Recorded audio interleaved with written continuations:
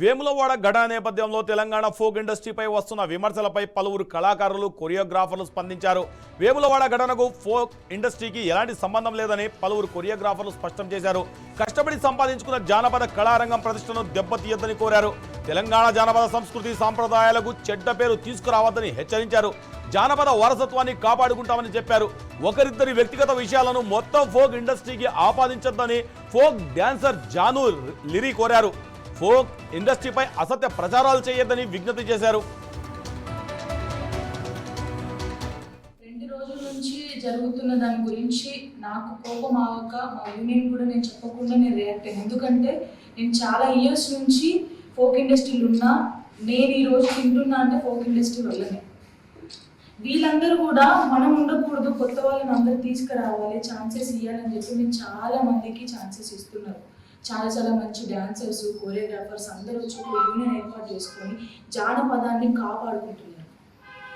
నేను వాళ్ళ personal life గురించి మేము ఎప్పుడు మాట్లాడలేదు, నేను వీడియోలో కూడా మాట్లాడలేదు, మా యూనియన్ కూడా మాట్లాడలేదు.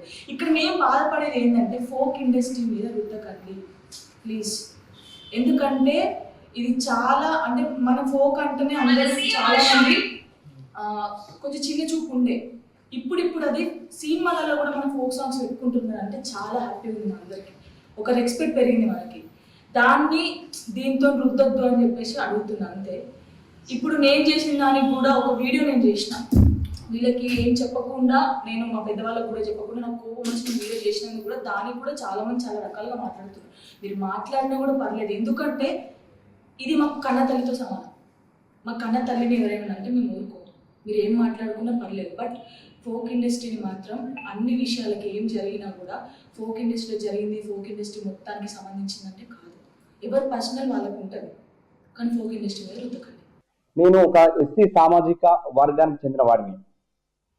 నేను ఎందుకు ప్రస్తావిస్తున్నానంటే నాకు ఆ దేవుడు కళారంగం అనేది కళని ఇచ్చిండు. నేను ఈరోజు మా అమ్మ నాన్న నా ఫ్యామిలీ బతుకుతున్నారంటే అది ఒక జానపదంతోనే. నాకు 20 సంవత్సరాల ఎక్స్పీరియన్స్.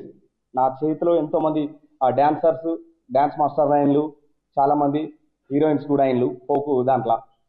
మొన్న వెమ్లవాడలో, మా ఊరు కూడా పక్కనే ఉంటుంది కుదురుపాక, వెమ్లవాడలో రెడ్డి లాడ్జ్లో ఒక సంఘటన జరిగింది, మీ అందరూ తెలుసు. వాళ్ళిద్దరు ఇక్కడ మన ప్రాంత పనులు కాదు, వాళ్ళు ఇక్కడికి బతకడానికి వచ్చిండ్రు. జానపదాన్ని ఒక రేంజ్లో తీసుకుపోయిన ఒక గడ్డ మీద, వెమ్లవాడ గడ్డ, ఒక సినార లాంటి వాళ్ళు, మిజరాం లాంటి వాళ్ళు జానపదాన్ని ఎంతో గొప్పగా తీసుకుపోయిండ్రు. అలాంటి గడ్డ మీద మీరు వచ్చి ఇక్కడ మాకు ఒక మచ్చ వేసిపోయిండ్రు. ఫోక్ ఇండస్ట్రీ చెప్పిందా మీ ఇద్దరిని ఒకటే రూమ్ తీసుకోమని?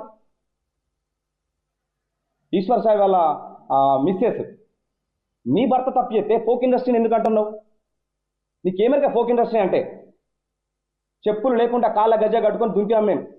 తెలంగాణ ఉద్యమంలో మా పాత్ర చూడు. నువ్వు ఆంధ్ర, నేను ఇప్పుడు ప్రాంతాన్ని ప్రస్తావిస్తలేను, బరాబర్ మాట్లాడతా. ఎందుకంటే ఒక తెలంగాణలో ఎంత కష్టపడ్డామో అది మాకు తెలుసు. ఈరోజు వచ్చి నువ్వు ఫోక్ ఇండస్ట్రీ మొత్తం కమిట్మెంట్లు జరుగుతున్నాయి, నువ్వు చూసినావా? బుద్ధి ఉంది అసలు నీకు మాట్లాడడానికి? ఈరోజు కొత్త డాన్సర్లు రావాలంటే భయపడుతున్నారు.